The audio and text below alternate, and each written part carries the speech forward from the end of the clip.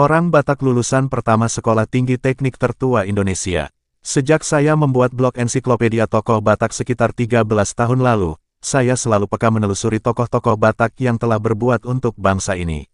Salah satunya adalah Ir. Mananti Sitompul. Dia adalah Menteri Pekerjaan Umum merangkap Menteri Kesehatan pada Kabinet Darurat dan Menteri Pekerjaan Umum dan Perhubungan pada Kabinet Halim di era Soekarno. Bahkan Mananti juga tercatat sebagai Menteri Perumahan Rakyat pertama orang Batak. Hanya sayang tak banyak data atau berita yang mengisahkan profilnya.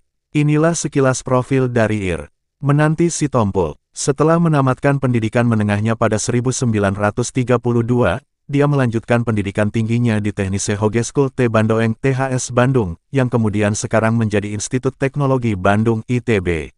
Menanti sekolah bersama Ir Soekarno, dia kemudian baru lulus dan mendapatkan gelar sebagai insinyur sipil pada 1939. Selanjutnya dia bekerja di Waterloop Kundik Laboratorium Hidrolika, di kampus THS Bandung dan sejak Maret tahun 1941 bekerja di Waterstaatsdienst.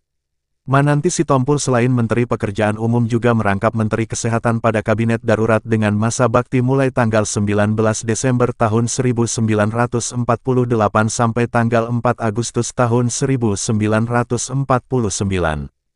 Kabinet tersebut terbentuk pada masa ketika Pemerintahan Darurat Republik Indonesia (PDRI) dipimpin oleh Syafruddin Prawiranegara untuk memimpin sementara.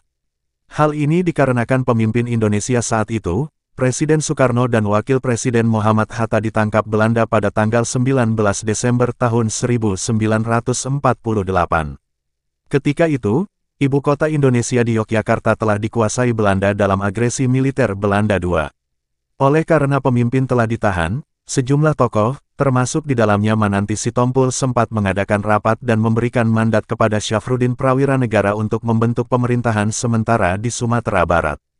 Karena itulah namanya diperkenalkan menjadi Kabinet Darurat. Tak hanya itu saja, Mananti Sitompul juga pernah kembali dipercaya sebagai Menteri Pekerjaan Umum dan Menteri Perhubungan pada Kabinet Halim dengan periode kerja tanggal 21 Januari tahun 1950 sampai tanggal 6 September tahun 1950. Bagi warga di tanah kelahirannya, sosok Mananti Sitompul dikenang sebagai putra Luat Pahe yang berjasa dan dialah orang Batak pertama di Kementerian PU. Selain berkarir di birokrat, Mananti juga arsitek. Walau tak seperti Bapak Arsitektur Indonesia, Fredri S. Silaban yang mengarsiteki Bank Indonesia Jakarta, Manantilah yang membuat desain gedung Bank Indonesia di kota Medan.